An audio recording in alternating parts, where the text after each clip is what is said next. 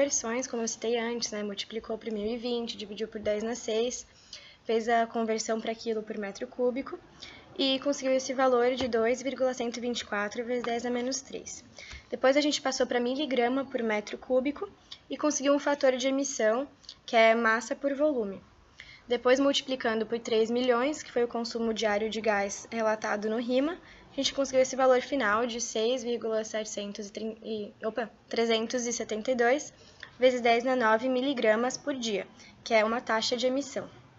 E a gente realizou esse mesmo procedimento de cálculo para todos os outros poluentes e encontrou esses resultados que estão apresentados no slide.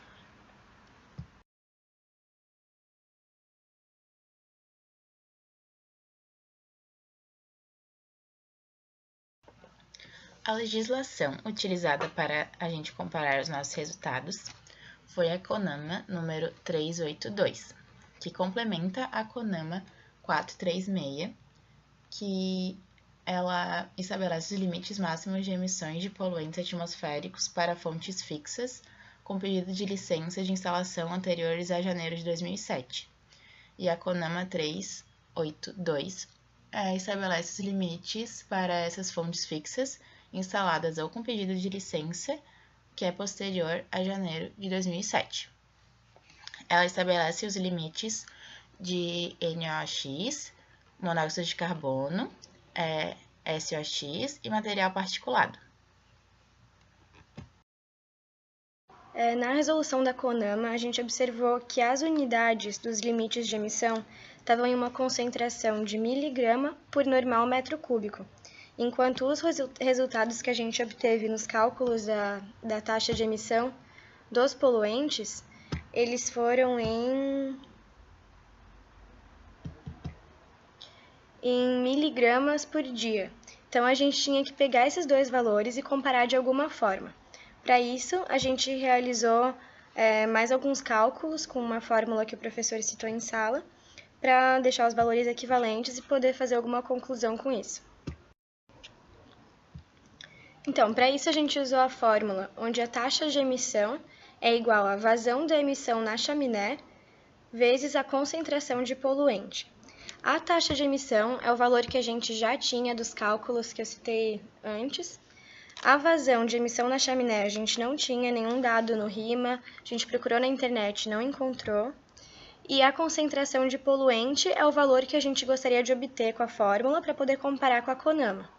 Então, esse valor da vazão de emissão na chaminé, como a gente não tinha encontrado na internet uma vazão média, no RIMA não especificava quanto que ia ser essa vazão, a gente estudou a equação de estequiometria da combustão do gás natural e quanto de oxigênio que iria para fazer essa combustão completa do metano, e a partir disso a gente calculou a quantidade de ar que ia ser utilizada para a combustão, viu o volume que ia dar, então, de gases antes da combustão e considerou esse volume igual ao volume que sairia da chaminé depois de todo o processo.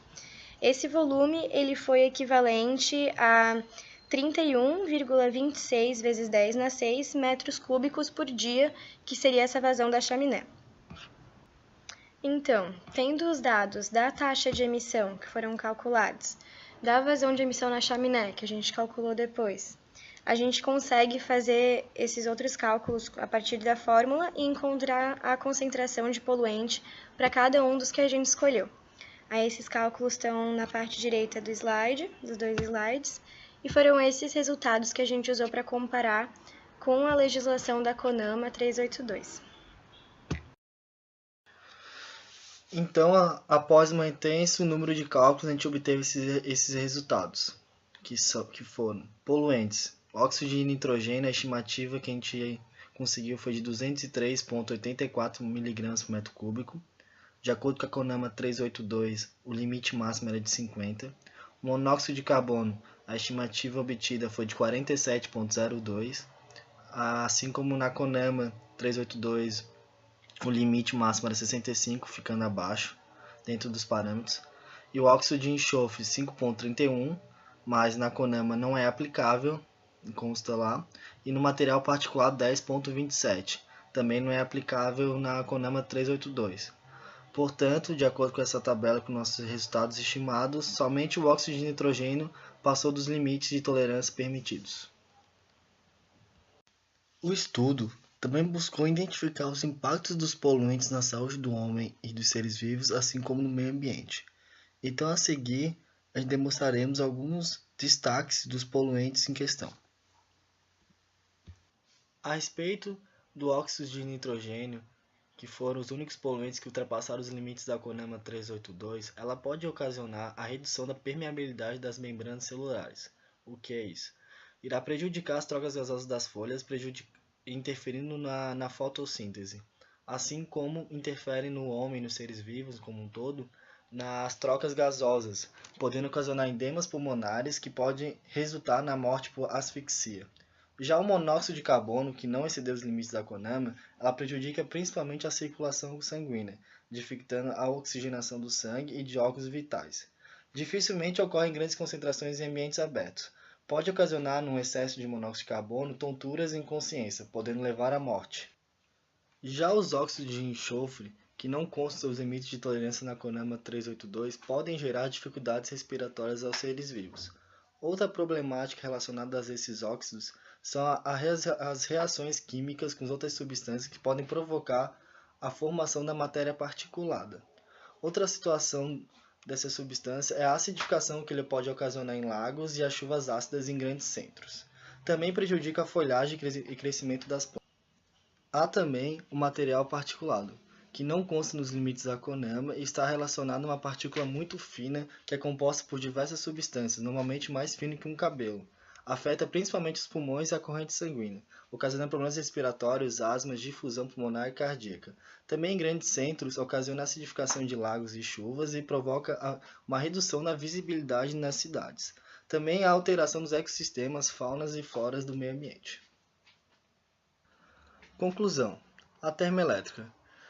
Tendo em vista que será uma grande geradora, pois calculamos que ela emitirá 31,26 milhões de metros cúbicos de gás diário, é de suma importância que aumente o investimento na eficiência e na redução desse impacto ambiental, tendo em vista que identificamos um valor acima do limite permitido, e isso poderá gerar grandes consequências aos funcionários, aos pessoais do município, assim como ao meio ambiente onde a termoelétrica estará instalada. Em relação às dificuldades de estudo apresentado, percebemos uma grande carência de dados técnicos, tanto de fabricantes como assim dos emissores de poluente, principalmente de chaminés e dos próprios geradores, assim como uma carência em base de dados entre os países, que se tornaram incompatíveis devido às medidas e proporções diferentes que cada país adota. Logo, é uma grande necessidade novos investimentos em estudos e pesquisas relacionadas a essa área, a poluição atmosférica, tendo em vista que essa poluição ela transcende os limites políticos de países, municípios e estados. Há uma grande carência nesse sentido atual, sendo uma necessidade não só para os trabalhadores do local da empresa instalada ou terceirizada, assim como para todo o meio em volta, a região. Portanto, necessitamos sempre buscar um aumento da eficiência e a redução do impacto ambiental através de medidas sustentáveis que busquem reduzir a emissão desses gases, cumprindo nosso papel de engenheiro sanitarista ambiental.